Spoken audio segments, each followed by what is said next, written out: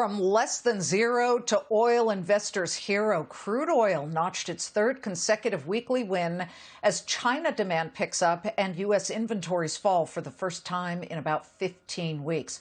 Oil extending gains for a second day in a row as the Department of Energy puts out a request to see some proposals to buy up to 1 million barrels of light sweet crude for the Strategic Petroleum Reserve, looking particularly to source from small and mid-size oil producers struggling to survive. With oil now above $29 a barrel from being negative just a few weeks ago, we bring in Energy Secretary Dan Brouillette here in a Fox Business exclusive. Welcome to the show, Mr. Secretary. We're thrilled you're here.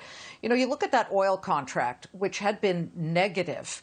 Wow. I mean, what a difference a couple of weeks have made. Tell me exactly what the Energy Department sees, at least in the near term, for stabilizing prices, but on top of all of that, making sure that we don't see a gut punch to consumers who, when they finally get back in their cars, want to see cheap gasoline.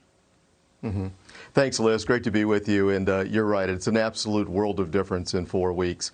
What we're seeing is as economies open up, as states begin to relax the lockdown standards appropriately and safely, of course, what we're seeing is an increased demand signal for gasoline, refined product that obviously comes from crude oil. So you're seeing some stabilization in that oil market.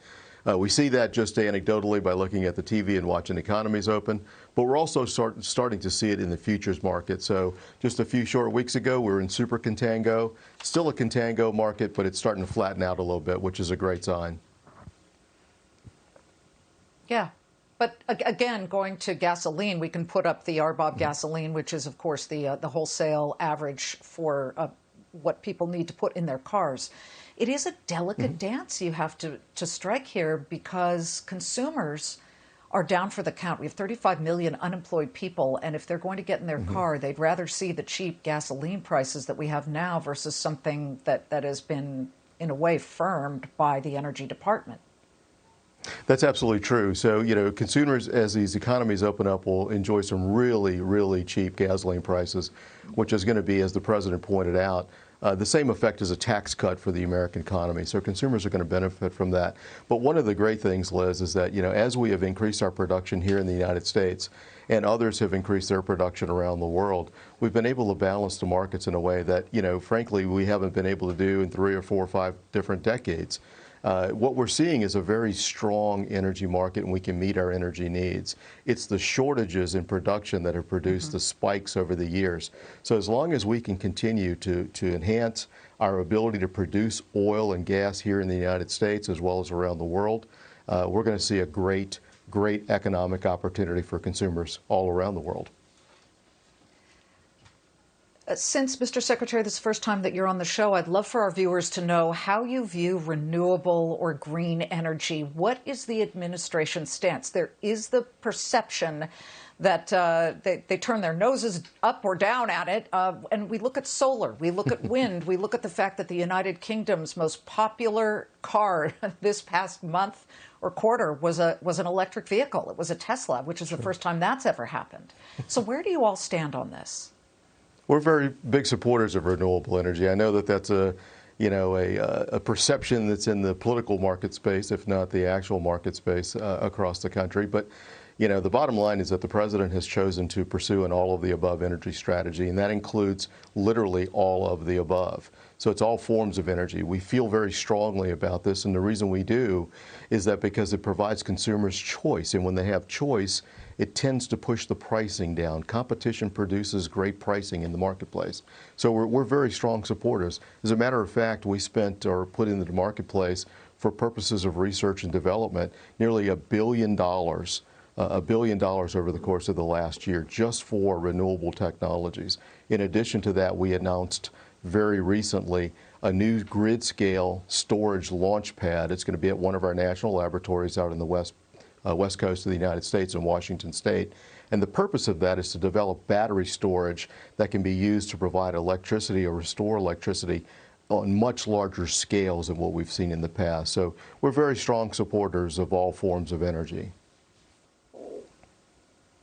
I'm glad you brought up your national labs. A lot of people don't know, but the Energy Department runs about 17 national labs. And right now, quite a few of them are in this race to find a therapy or a vaccine, cure, anything to the COVID-19 virus. We have been hearing, certainly through the Wall Street Journal's report, that the Chinese and the Iranians have been trying to hack and interrupt the processes in these labs. Where does that stand, and can we secure them? Because it's pretty disgusting if listen, a cure or vaccine will help the entire globe. So we want everybody to win on that regard. But how do you keep that process secure? Well, we have security measures in place. We have very strong, for instance, very strong authentication type processes in place. We make it very, very difficult for the Chinese or the Iranians or any adversary to gain access to the supercomputers that we have there. But if I could take just a step back, Liz, and explain just really quickly, yes, you pointed out the U.S. Department of Energy does manage the 17 national laboratories. Within that laboratory system, we have biosecurity experts and we have computing experts.